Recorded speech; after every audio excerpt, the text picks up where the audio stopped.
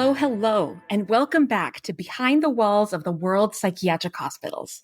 I'm your host, Dr. Sarah Gallup, and today we're going to wrap up the history of Aradale by looking at what led to the hospital closing after 126 years and what is happening with the building now. I mentioned last week that I had hoped to finish the history of Aradale and go into the history of G Ward, but that was really too much information. So even though I'm only covering about 4 years of time, it's 4 dense years of history. In fact, the difficulty in telling today's story is that there are layers of different events happening at or around the same time. So I'll do my best to situate you to the timing of all these events. Trigger warnings for this episode include mention of patient neglect, sexual abuse, and other forms of abuse. I won't go into too much detail on any of these, but I do want you to be aware that they are there. Sources for this episode will be listed at the end of the episode transcript.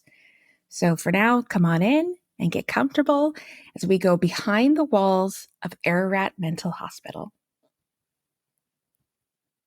We left off last week with the story of Gary David, the dangerous inmate who had the Community Protection Act of 1990 passed just to keep him incarcerated indefinitely, as well as his death by suicide in 1993.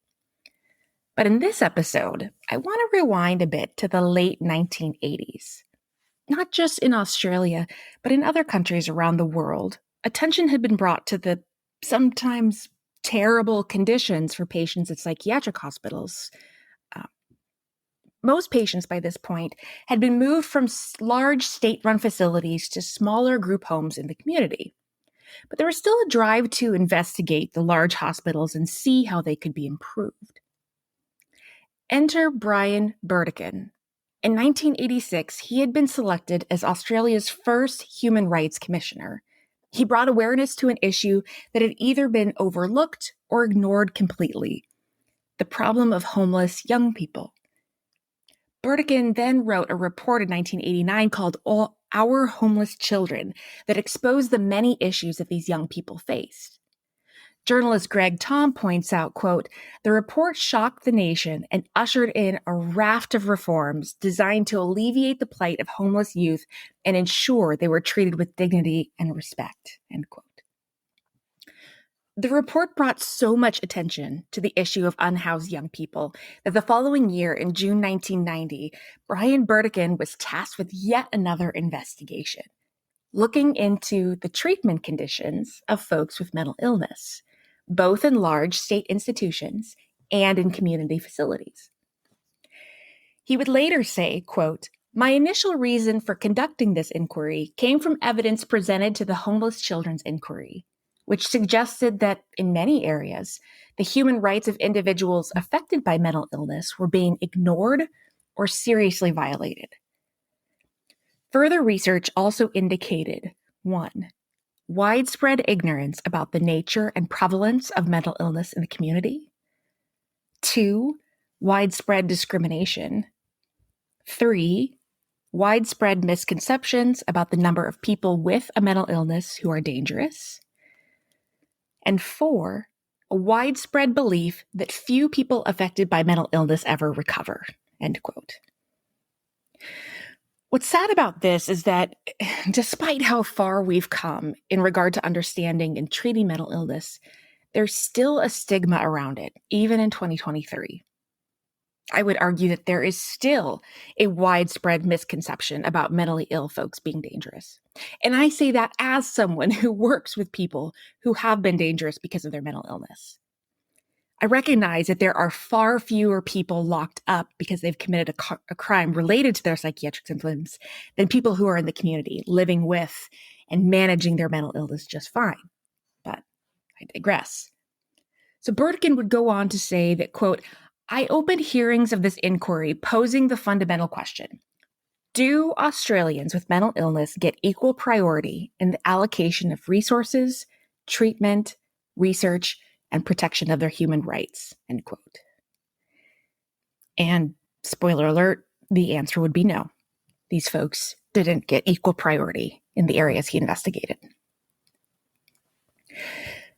Public hearings began in April 1991, Burdekin said, and over the next 15 months, hearings were convened in a wide range of cities and regional centers across the country.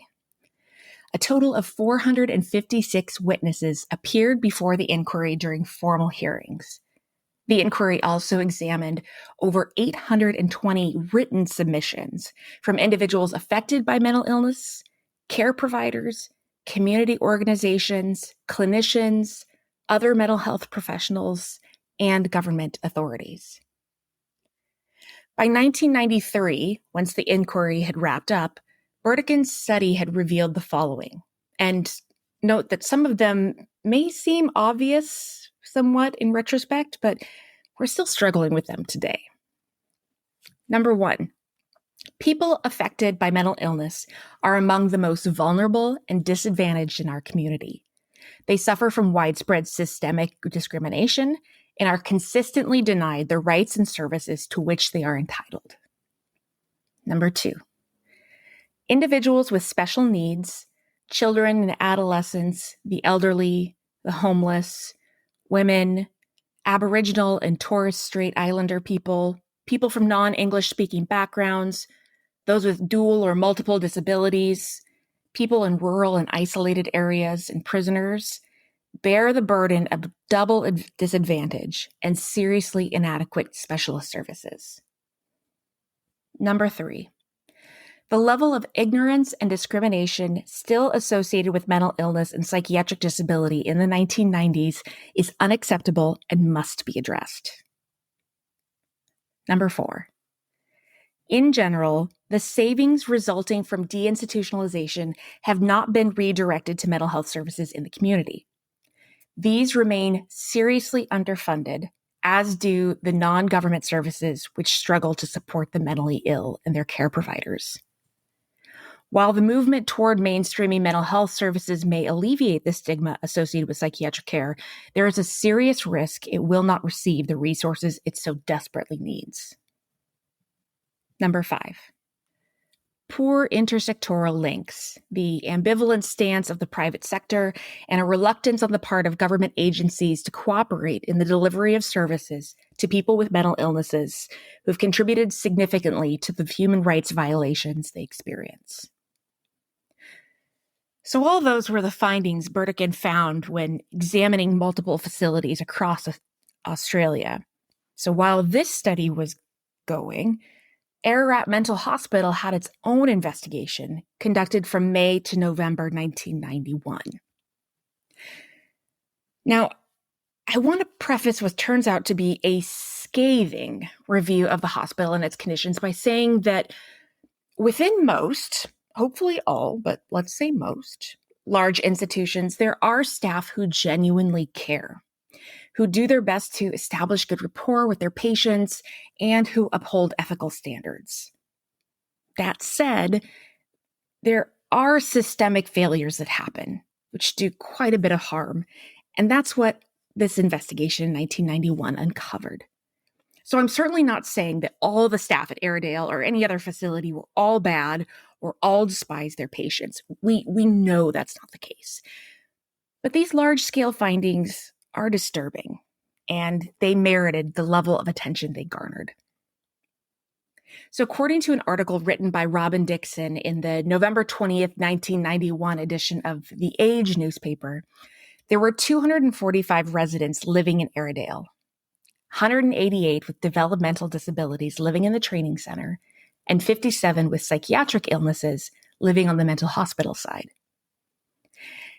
And though it's long, I think the entire report is worth reading because it discusses the many issues that were uncovered at Aradale throughout this investigation.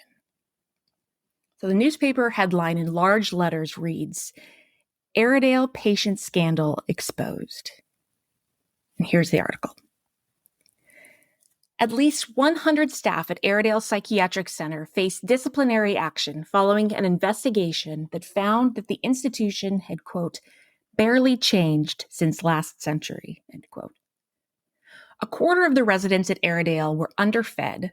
There was systemic pilfering of food. Stolen Aradale goods were dumped at the local tip, a pooling system operated for underwear, and there was a gross misuse of patients' pension funds, the investigation found. The average stay at Aradale is more than 23 years, 54 times the acceptable World Health Organization standard of 150 days. The investigation found that staff care appeared to be directed at maintaining patient dependency. A task force set up in May to conduct the investigation also examined claims of sexual abuse and violence at the psychiatric hospital and residential institution. The task force's report said a culture of complacency at Aradale meant that, quote, clients' rights were infringed and their dignity abused, end quote. Among staff, quote, unprofessional attitudes or behavior were accepted without question, end quote. And the report said that, one, nearly $110,000 of clients' funds was missing, and staff had spent their money without their permission on basic food and cleaning agents, even though food and board had already been paid. Two, there was no permanent psychologist, occupational therapist, or social worker at Aradale, although there were 6 gardeners and 28 maintenance staff, including an upholsterer. Side note, just obviously this is the point that sticks out to me most as a psychologist who works at a psych hospital. Today we have at least one psychologist, psychiatrist, social worker, and recreation therapist on each unit. So it hurts my heart that patients didn't have most of those in the whole hospital. I mean, one of my main responsibilities is to do risk assessment for violence, suicide, and self-harm. So I wonder, who is evaluating those folks? And were they actually specifically trained to assess for risk? Anyway, okay, back to the report. Number 3, intellectually disabled people were locked up for 11 hours overnight because of staff rosters. 4, dental care was seriously deficient, and many clients were without false teeth. 5, up to half of some food items that were bought never reached patients. 3,600 chickens and about 60,000 pieces of fruit had gone missing, believed stolen since 1989. And 6, reports of physical clashes and other incidents were filed without action, and staff did not report some cases of alleged client abuse. The report said that it cost $70,000 a year to keep someone at Aradale, but, quote, a casual observer at Aradale would have trouble understanding where the money went, end quote. It rejected suggestions of a lack of resources and strongly attacked mismanagement, inefficiencies, and work practices at Aradale. The report said, quote, there is almost no consistent or meaningful activity provided at Aradale. By and large, most clients wander aimlessly around the grounds or sometimes downtown, end quote. And I'm sorry, what? They aimlessly wander downtown? Did anyone at the hospital know they were out there? So when I read that, I felt really nervous for those folks. I mean, generally, when someone with a psychotic disorder or a developmental disability goes AWOL, they are more at risk of harm than people in the community are at risk of being harmed by them. They are often incredibly vulnerable, and in certain cases, like in intellectual disability, it can be similar to having a child wander off unsupervised. So, I hate that. Anyway, the Minister for Health, Mrs. Leister, said the report was devastating, but claimed the Labor government had exposed the problems. Quote, I must say that it surprises and shocks me that we are just finding out about the true nature of the care in these institutions, she said. Police were investigating some matters, and some charges were likely. Mrs. Leister said formal disciplinary action, ranging from reprimands to sacking, would be taken against at least 100 staff. Quote, we're talking about 120 years of institutional care shut away from the community, she said. The notion of the institution on the Hill has a very unhealthy aspect to it, and here we see some of the unhealthiest parts of it, end quote. But the shadow health minister, Mrs. Tehan, called for Mrs. Leister's sacking, saying it was, quote, the most scandalous report I've seen, end quote. And she, Mrs. Tehan, said the report showed gross abuse of human rights and proved that the state's psychiatric institutions operated for staff convenience.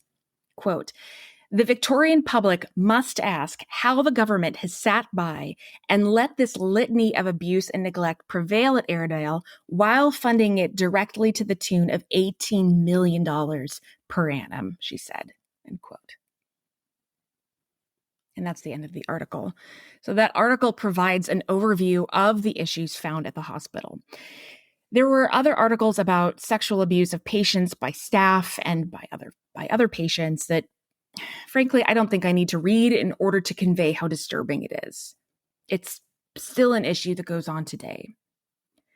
Staff-patient sexual relationships are rare, but they do happen, unfortunately.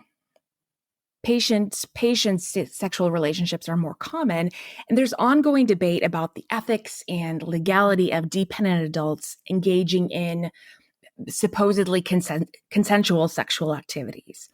And that is a much longer discussion for another day. Suffice it to say that the activities exposed at Aradale were not consensual in nature and added to the list of abuses that were occurring there. Kind of as a side note and maybe a bit of distraction from talk of patient abuse, one of the things I love about having a newspapers.com subscription is looking at all the old advertisements and funny headlines that were featured alongside the article I'm reviewing.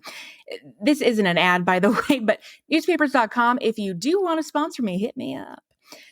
Anyway, so right next to this really somber report on Aradale is this tiny little headline that says, butterflies are bad. Then underneath is the teaser for the longer article. Quote, butterflies may be free, but they're also dirty, according to one British entomologist who has claimed that the males drink urine, partake in deviant sex, and engage in other grubby behavior, end quote. So I don't know, I guess that's your fun fact / palate cleanser following that sad report. Butterflies are bad. And no, I did not read that article. I warned you at the beginning of this episode that there were layers of things happening all at once. The Burdekin report was happening while the investigation into Aradale was going on. Meanwhile, for the Victorian state government in the early 1990s, the focus was on cutting costs in order to preserve the resources left for folks with mental illness. Deinstitutionalization had been slowly occurring for decades as patients transitioned into the community. But in Victoria, as in the United States years earlier, the election of a conservative politician hastened the end of large psychiatric facilities. Ask someone in the US about deinstitutionalization, and they might reference former President Ronald Reagan, even though deinstitutionalization actually began under former President John F. Kennedy. So, fair warning here that I'm going to oversimplify a very complex historical and political issue, but essentially history reads like this. About a month before the presidential election, when he lost to Ronald Reagan, former President Jimmy Carter had signed the Mental Health Systems Act of 1980 into law. This was designed to offer grants for community mental health facilities so that patients leaving larger hospitals would have resources available to them. When Reagan became president, he repealed most of the act immediately. This left patients leaving psychiatric facilities with very few resources. Many of them no longer had a place to live, and having been hospitalized for most of their lives, they weren't able to fend for themselves. And this essentially moved many of them to live on the streets, while others ended up in jail or in prison. Ask someone in Victoria about deinstitutionalization, and they might reference former Premier Jeff Kennett. In 1992, quote, the election of a reformist conservative state government led by Jeff Kennett hastened the deinstitutionalization process in Victoria, end quote.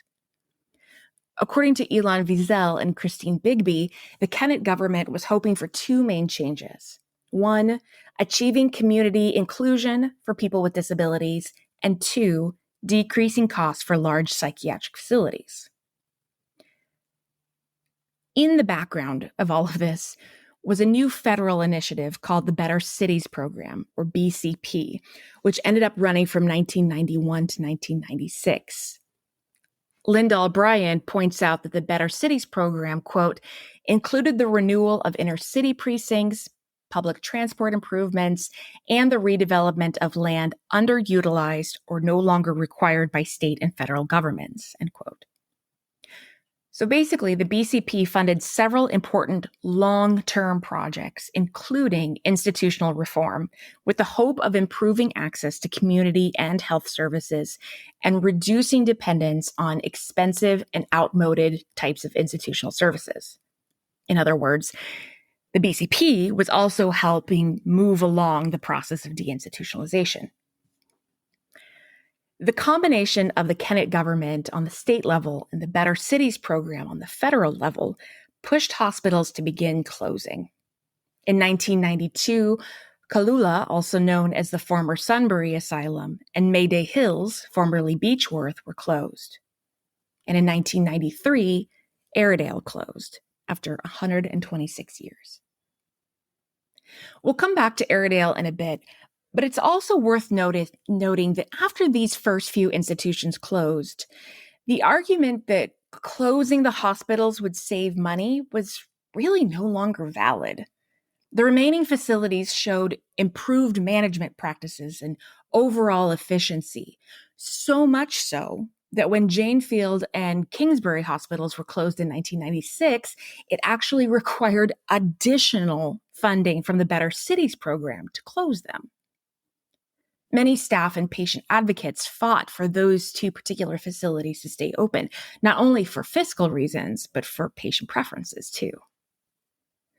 The Pleasant Creek Hospital in Stoll remained open until 1999.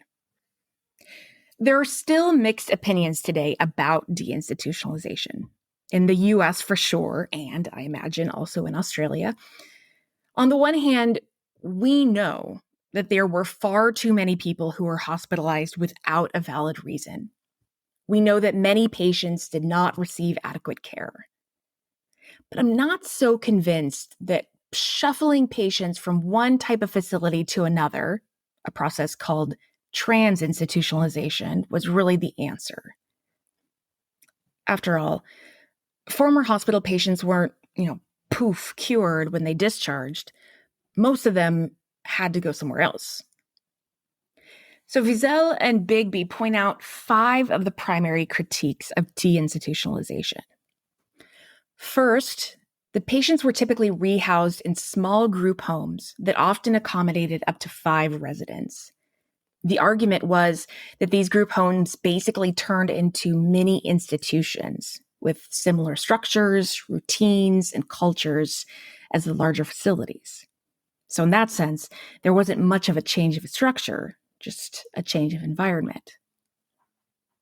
Second, that the goal of moving patients out of large hospitals to reconnect them to the community wasn't really working.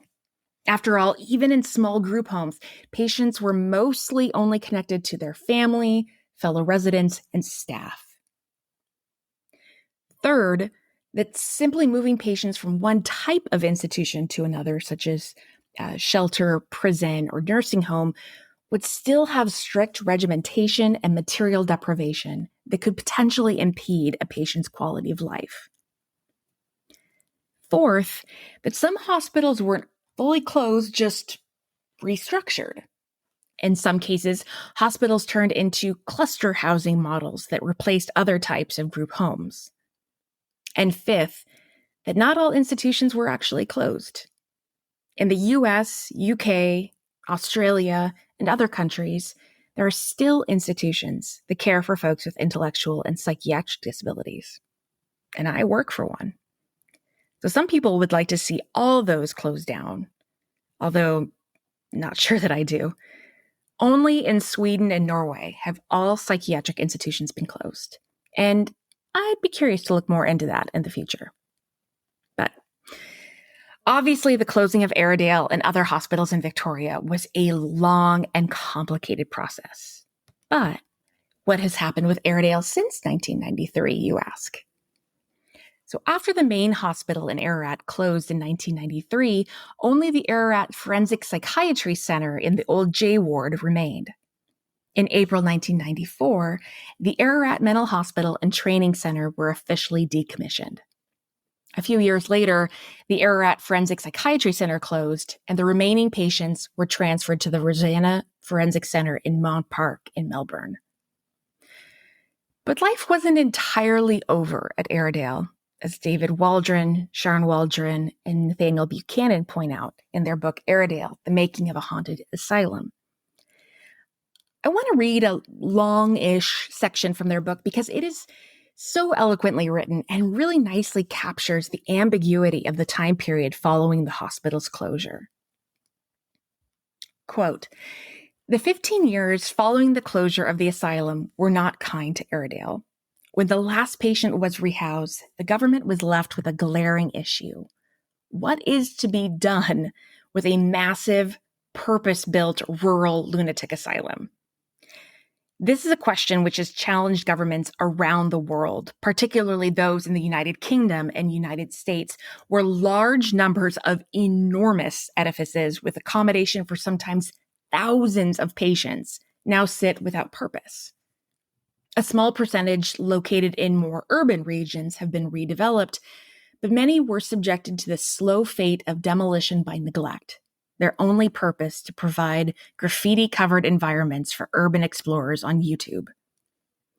It seems significant that what was created as a state-of-the-art construct with beautiful surrounding gardens was left to rot and decay, firstly in its ethos and practice, now in its physical reality.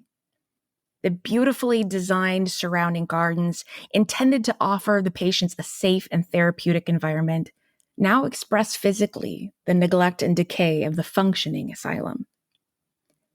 It seems significant that the intention, having been subverted and degraded throughout its history, was the only reality that could be conceived. That having failed, the space could not be reimagined. The very structure was so integrated with the function that when the function failed, so did the entire edifice. The buildings and gardens have not been pulled down or transformed into something other. They have been left to decay and deteriorate into ruins." End quote. So Waldron et al. Would go on to say that deterioration wasn't the end of the old hospital. The city of Ararat lies in the middle of wine country that has produced Shiraz for over 150 years. So, several years after the hospital's closure in 2001, the Victorian government provided several $1 million to Melbourne Polytechnic to establish a campus on the site of the hospital. The Wikipedia page says that, quote, 30 hectares of vineyard and 10 hectares of olive grove were planted in 2002, and an olive processing facility and winery were later built on the site. The first planting at the Ararat campus was of 28 hectares of vines, which produced the first vintage in 2005. Since commencing training and research at Aradale in 2002, Melbourne Polytechnic also established a 250-ton winery, a 4-hectare lavender farm, and extensive training facilities, end quote. But perhaps what the old hospital is best known for now are the ghost tours. Waldron et al. Note that around 2008, Nathaniel Buchanan, one of the co-authors of the book, had been invited to a photo shoot held at Aradale over a weekend. Having been a tour guide at a number of European historical sites, such as battlefields, catacombs, concentration camps, even Dracula's castle, Buchanan was drawn to the history of the hospital, all the way back to the Gold Rush years. And so, quote, when he first saw the towering edifice of Aradale with its decaying exterior, labyrinthine corridors, dingy cells, and seedy morgue, one thought resounded in his mind. Best ghost tour ever. He later remarked that it was, quote, as if the ghosts in Aradale saw him at the same time and concluded he was the right man for the job, end quote. And so, in 2011, the doors of Aradale were first opened for customers eager to explore the asylum in what was to become a highly successful ghost tour business. It was important for Buchanan and others that the tour was historically accurate and respectful of the people who lived and worked at the hospital. After all, Aradale had been the largest employer in the area for years, and many former staff still lived in the area. They dug deep into the hospital's background and history, including reading books written by former psychiatrists and former investigators. Of course, as Waldron et al. Note, quote, ghost tours are different to a traditional historical or heritage tour because they require ghosts as part of the experience. Therefore, a certain amount of poetic license is permitted, if not indeed required, for the tourist experience. The inclusion of ghosts serves to heighten the sense of discomfort and fear for the customer, end quote. And they go on to state that the stories of the hospital being haunted didn't begin in 2011 with the start of the official ghost tours, but they actually began while the hospital itself was still operational. And on that note, that's where I'm going to end the history of Aradale Mental Hospital. Now, I promise, though, I will return to the ghost tour and to those stories in a couple of weeks when I get to the official paranormal episode. So more on that later. I will not leave you hanging on that. As promised, though, next week I will jaunt over to J Ward and talk about its history before getting into some patient stories. So this is where I really think things start to get good. You know, knowing the history of the hospital is essential, but hearing the stories of the people who lived and worked there, now that's the real draw for me about these hospitals. So be sure to stay tuned for that. Special thanks this week again to David Waldron for sending me a copy of his book, Aradale, The Making of a Haunted Asylum, while the hard copy I ordered is apparently on a yacht or something, leisurely taking its time from Australia to California. Thank you to everybody who's joined the Facebook group and Instagram page. Be sure to check out the Beacons page for ways to support the show. There's a link to that in the episode description. And thank you all so much for listening. I appreciate it more and more each week. But most importantly, do the best you can until you know better. And then when you know better, do better. Until next time. Thank you so much for listening to Behind the Walls of the World Psychiatric Hospitals. Once again, I'm your host, Dr. Sarah Gallup. Cover image is by Christopher Payne. Check out my website at behindthewallspodcast.buzzsprout.com. Follow the podcast and learn more on Facebook at Behind the Walls Podcast and Instagram at Behind the Walls Pod. For questions or recommendations, email me at behindthewallspodcast@gmail.com. You can find new episodes every Monday on Amazon Podcasts, Spotify, Stitcher, or wherever you're listening right now. If you like the show, please rate, review, and subscribe on Apple Podcasts. It helps other people find and listen to the show, and I would be so grateful. Please stay tuned for more episodes of Behind the Walls of the World's Psychiatric Hospitals. Until next time.